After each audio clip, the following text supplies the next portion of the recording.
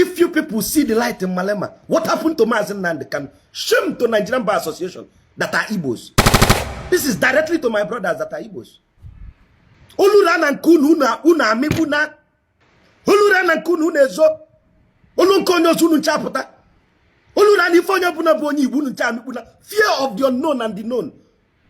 Ndewonu ụmụnne m ndị Igbo ndị ọma njem ọnụ, ekelekwa m unu. Ebe nsi ewetara unu ozi a bụ n'ụlọ ozi ndị sim.ha asịrị FM. Aka m bụkwa nwanne gị nwoke 042 Solex, onye akụkọ ụwa.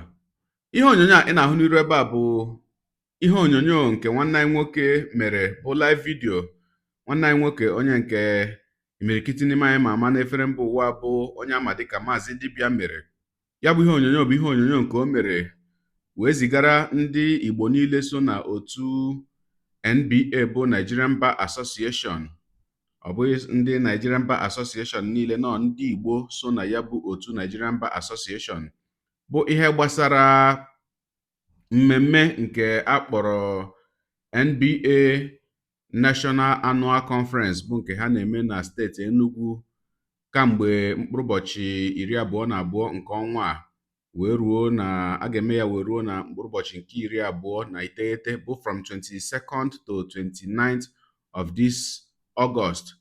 Ma dịka ya bụ nwanne anyị nwoke si wee na-ekwu bụ Mazi Dibia, ebe okwu ya na-arụtụ aka bụ gbasara otu onye ama ama dịka onye na-alụ ọgụ nnwere onwe, na-ekwuchitere ndị ogbenye na ndị na-enweghị ka ọha ọnụ ha, bụ onye mba South Africa, bụ onye nke aha ya bụ Julius Malema, onye abụ ndị NBA na-eme mmemme n'Enugu kpọrọ dịka otu onye ga-abịa wee gwa ha okwu dịka onye na-alụ ọgụ nnwere onwe nke ama dịka freedom fighter n'olu bekee. Ya bụ nwanne anyị nwoke bụ Mazi Dibia wee kwuo sị na ọ bụghị na ya kpọrọ Julius Malema asị, na Julius Malema bụ otu onye n'ime ndị na-alụ ọgụ maka ijikọ Afrịka ka Afrịka bụrụ otu, ndị ya na-akwanyere ugwu nke ukwuu. Na mgbe ya gara mba South Africa, na ya gbachara mbọ ka ya na ya bụ nwoke wee hụ kpa nkata. O wee sị mana ihe na-ewute ya bụ kedu nke bụ ndị Nigerian Bar Association ịgawa mba South Africa ga-akpọta onye ga-abịa ekwuru ha okwu dịka onye na-alụ ọgụ nnwere onwe, ebe ndị Igbo nọ n'ime ha machakwa na ha nwekwara nwanne ha nwoke bụ Mazi Nnamdi Kanu, bụkwa otu onye na-alụ ọgụ nnwere onwe nke ama dịka freedom fighter, bụ onye nke gọọmenti obodo Naijiria kpụrụ ma kpọchie kamgbe afọ 4 gara aga ugbu a. O wee sị na ihere ndị Igbo niile bụ ndị so na ya bụ otu NBA na-eme ya, n'ihi na o nwebe onye ọbụla n'ime ha ya hụrụ pụtara otu ụbọchị wee jụọ gọọmenti Naijiria ajụjụ, makwanụ jikọ onwe ha ọnụ wee jụọ gọọmenti Naijiria ajụjụ ihe mere ha ka ji wee jide ya bụ nwanne anyị nwoke bụ Mazi Nnamdi Kanu wee ruo ugbu a. Ogologo kwa dị mmanụ ka mgbede, ya mere buru oche gị kpụdobe nso ma nọrọ ala ka anyị anya na ya bụ ihe onyonyo ma nụrụ n'olu nwanne anyị nwoke a bụ Mazi Dibia dịka o ji obi mgbawa wee zie ndị Igbo niile ndị so na ya bụ otu NBA ozi a. Ya mere asịla na Solex si kama lere onyonyo ya. A good day and welcome. My name is Mazi Dibia, the teaching magnet. Akambo Mazi Dibia oji nkuzi emoji. Akaji ofaro ofo enanando. And today, I'm not in the best of mood, and I'm not going to waste your time today. I'm going to go directly to the topic of why I came. I'm not teaching. This is an open letter to the Nigerian Bar Association Igbo chapter. Every practicing lawyer called to bar in Igbo land, this is an open letter to you. First of all, I will start by saying shame unto you. I repeat, shame unto you. Whatever I say tonight, this is addressed to the Nigerian Bar Association that are Igbos in particular. Every Igbo person that is called to bar. Whatever I say tonight, I am open for litigation, which means you can sue me and fine. Whatsoever penalty that comes with it, I'll bear it. And I will start by saying again, shame unto you. Shame unto you. Shame unto you. Shame unto you. Shame unto you. Every member of the Nigerian Bar Association that is an Igbo person, a big shame unto all of you. And with due respect, the Excellency, Governor Peter Mba, with due respect, The MBA forum that was held in Enugu, you people went all the way to South Africa to get Julius Malema. He was given a moment to speak as a keynote speaker. And Julius Malema, who we know as a freedom fighter, was applauded and he spoke. Julius Malema is one of the men I respect. In fact, when I went to South Africa earlier this year, I went to the camp of Julius Malema to see if I can have an audience with him to reason with him in an interview in my podcast. So that is for you to know how much I respect him. But let me say this. You people went all the way to South Africa to get Julius Malema to come and give a keynote speaker as a freedom fighter all the way from South Africa. But you people are lawyers called to bar. And so shameful to identify with Mazi Dibia just because he's Igbo. Just because not born Igbo. Shame unto you people. I am open for litigation. Nonsense here. Alona put in the bany. Canu kepo no social kedinesi na kalunumma. Social codos menesi na kalunumma. Olurana konye zunun chenu kol jabana kwaka. Manankimu no nemu ni fele. Oh, Julius Malema bu a freedom fighter man and the kanu bonyori. Kankwe ni bo ka opuno susu nuwa bundi Igbo maka ni felu na-eju miru. Feni ne bundo okibe bundi Igbo ifelu na-emegbuom. Wo. Oburu ni atom nga to nga. Ifelu na-emegbuom. Una agbachapụ ọsọ je kpọlụ Malema all the way from South Africa. Obianyelu unu keynote. Freedom fighter na akụlụ Malema. I respect Julius Malema so much. Mana na enu nke unu, nwanne unu. Unjustly held, nothing to be proven in the court of law. Prove him to reason eji detain no na DSS. No reason. But nunu ncha na anya elo ngu na asenda call to ba. And all of you people can no troop and go to Abuja. Kasikana nunu bialu troop oje to Abuja. Asina ekete na ame blue naba no bi. But all of you stood there in shame. Na akolo Malema aka. But you cannot champion. Cannot share up Mazi Dibia. Obra no onyi Igbo nu ncha amale efe. Nu ncha nakpuna. Mana obu na onyi ilu na akuri aka. Obu na onyi Igbo unu ncha nakpuna, ma obu na onyi ilo. Unu ncha akobali aka. Emelu na ihe nke eme. Nwala abụmọnụ dị n'isi ụmụnne m. Nwala abụmọnụ abụrụ unu. Nwala abụmọnụ abụrụ unu n'izu ọta nke unu na-afịa unu arụ. Tell me if there is a curse laid on my people and I shall find a cure for such madness. Let me remind you people. Nobro sociabili na emen zolondolo inwelo onwenwe. Adime kuno na emetekia mana na ebulu zota mmadu bife ekpebie ikpe. Kedebe so ndi Igbo no. Akwa ndi befa je gboputia ndo okibe nwanne fa zoputia zonye. Kedebe nkunu no. Unna akolo Malema aka kam fenti enu kolo Malema aka. Ifelo nemekun. Ifelo nemekun. Obuno nke aka mmejije nga tuonu munga. Nigerian Bar Association onye obuna bu onye Igbo no na MBA. Tuonu munga ma obuno nke aka mmejike ifele mmegbuo unu. Kedu ifele kedu onye melu na ife na akọ na uche. Kedu melu na ife na akọ na uche nu na amanwe echiche mmadu. How many times have the Nigerian Bar Association Igbo chapters gathered themselves to say let us go to Abuja and stay one day, help Kanu Agabi and the team and fight for his case? But Unu Jepota Julius Malema all the way from South Africa. Unu Jepota Julius Malema all the way from South Africa. As a distinguished man whom I respect what he stands to represent, I am happy that Malema came. But the point is this. Why, if you people see the light in Malema, what happened to Mazi Dibia? Shame to Nigerian Bar Association that are Igbos. This is directly to my brothers that are Igbos. Olurana nkunu una amibuna. Olurana nkunu unezo. Olunkonyo zunu nchaputa. Olurana ifonyo buna bonyi ibunu nchamibuna. Fear of the unknown and the known. What sort of rubbish is this one? Kedumbe nonsense ayebi.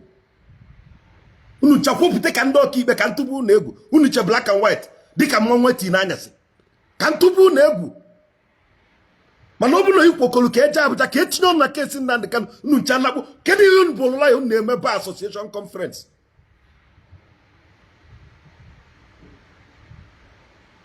Ebebi ibe nwanne atụchazina azọtagodi apịa ya mụgwa na o metara ya mana oluo na-ebu na ekwu okwu unu ncha amikpuna ifele adị emunu hobobo ifele megbuo unu ncha niile ifele megbuo unu ncha niile and let it be a pain to all of you. I dare you people to think, is there a spell casted on us? Is there a spell casted on us that we cannot defend ourselves? Is there a spell casted on us that we cannot stand up and defend ourselves? If you talk here and you get 10,000 reasons, Ojibulu, Ajomad, Ojimenka. Malema Amakan.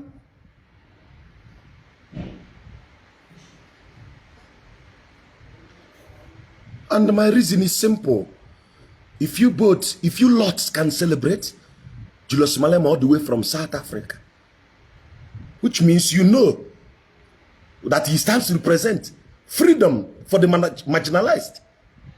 The same thing Nnamdi Kanu is doing. Their modus operandi might differ, but have you people ever said something about him?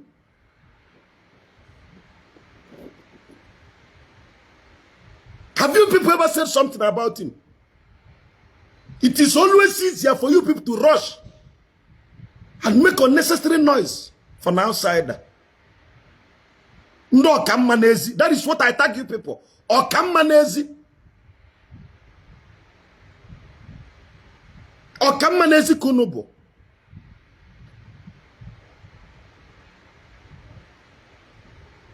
I am only to undo matter what will buy. Well, I found name where is no wundi by. What an undone mother Kaibusia, Nayam Alan double.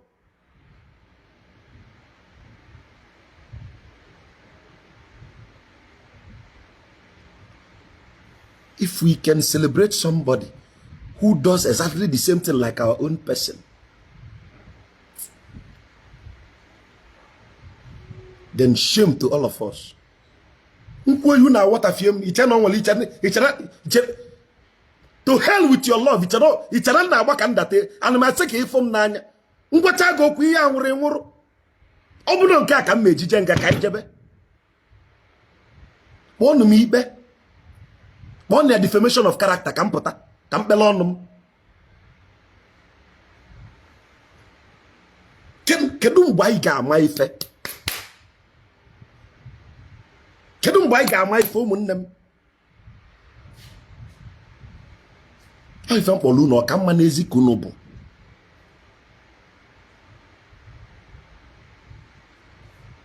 know who conditioned you people's reflexes to be hell-bent on being this dull when it comes to your own affair.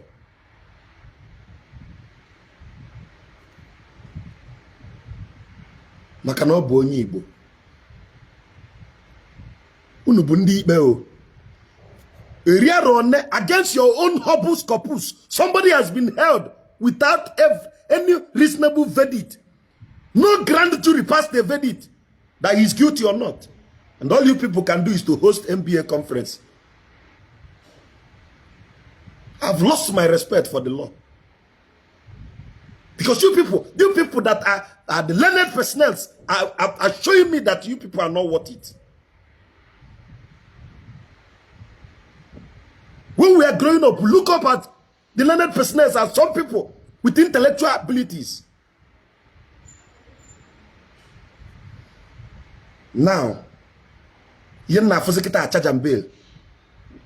Now, oh yeah, on there, guy who know be when I night or labor lawyer.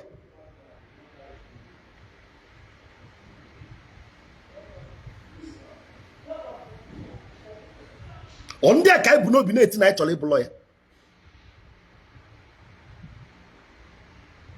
So this is me telling you an open letter to every Igbo person in the MBA and pointing my anger to the governor of Enugu State.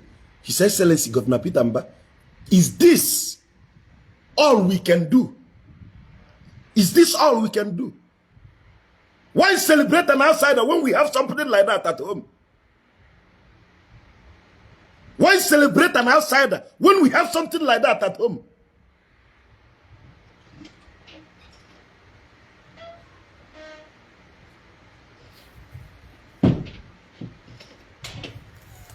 Why celebrating an outside? Get my point. I sincerely stand till tomorrow and declare that Julius Malema is a man whose ethics conforms with my vision statement. Oh, you people know that Julius Malema is a freedom fighter. You flew how many thousand kilometers? How many thousand meters you flew? How many kilometers did you go? How many thousand kilometers did you go to get Malema? But there is a freedom fighter being rubbished, and all of you that are learned personnel,